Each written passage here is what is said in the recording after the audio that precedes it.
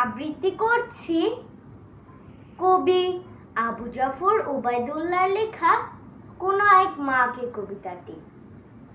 কুমড়ো ফুলে ফুলে নুয়ে পড়েছে লতাটা, সজনে ডাঁটায় ভরে গেছে গাছটা, আর আমি ডালের বড়ি শুকিয়ে রেখেছি। খোকা, তুই কবে আসবি, কবে ছুটি? চিঠিটা তার পকেটে ছিল, ছেঁড়া আর রক্তে ভেজা। মাগো, ওরা বলে সবার কথা কেড়ে নেবে, তোমার কোলে শুয়ে গল্প শুনতে দেবে না।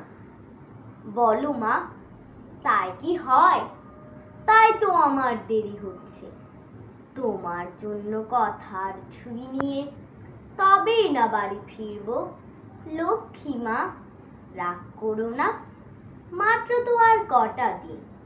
পাগল ছেলে, মা পড়ে আর হাসে। তোর উপরে রাগ করতে পারে?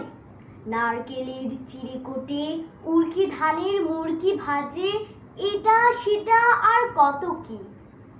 তার খোকা যে বাড়ি ফিরবে, ক্লান্ত খোকা। কুমড়ো ফুল শুকিয়ে গেছে, ঝরে পড়েছে ডাঁটা, পুঁই লতাটা নেতানো। খোকা এলে ঝাপসা চোখে মা তাকায় উঠোনে উঠোনে, যেখানে খোকার সব শকুনিরা ব্যবচ্ছেদ করে।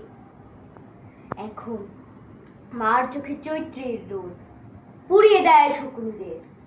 তারপর দাওয়ায় বসে মা আবার ধান ভাঙে, বিন্নি ধানের খই ভাজে। খোকা তার কখন আসে কখন আসে। এখন মার চোখে শিশির ভোর, স্নেহের রোদে ফিটে পড়েছে। ধন্যবাদ।